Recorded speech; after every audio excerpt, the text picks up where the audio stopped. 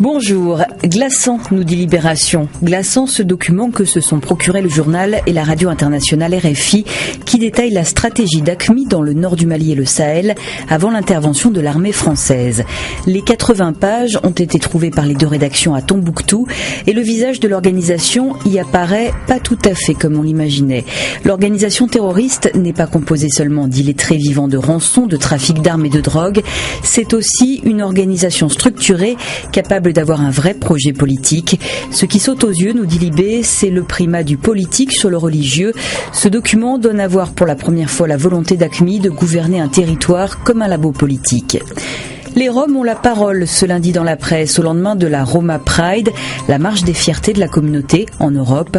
Le Figaro s'est rendu en Bulgarie sur les traces de l'aide européenne allouée à l'intégration des Roms. Verdict, elle s'évapore en chemin, détournée vraisemblablement par les autorités locales. En attendant, les Roms vivent dans des ghettos, des bidonvilles sans eau courante ni canalisation. Ils s'inquiètent des rumeurs qu'ils entendent du renvoi des Roms de France vers eux qui n'ont déjà rien.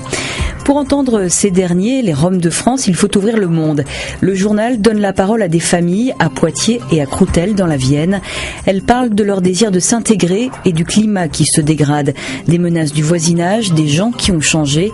Dorina explique que quand elle est arrivée en 2003, les gens étaient vraiment accueillants, qu'on l'appelait madame, alors qu'aujourd'hui, les choses sont d'une toute autre couleur.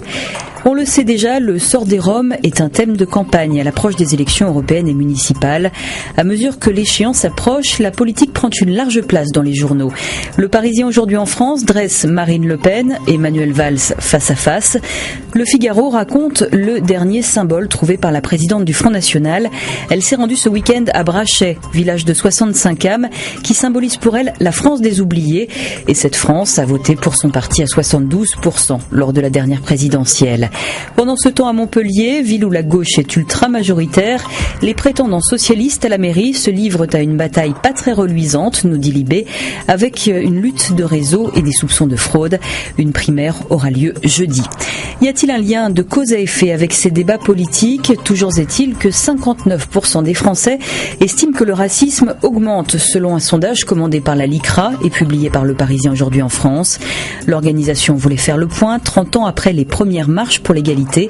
Dans cette enquête, 68% des personnes interrogées estiment ainsi qu'il est difficile d'être d'origine maghrébine.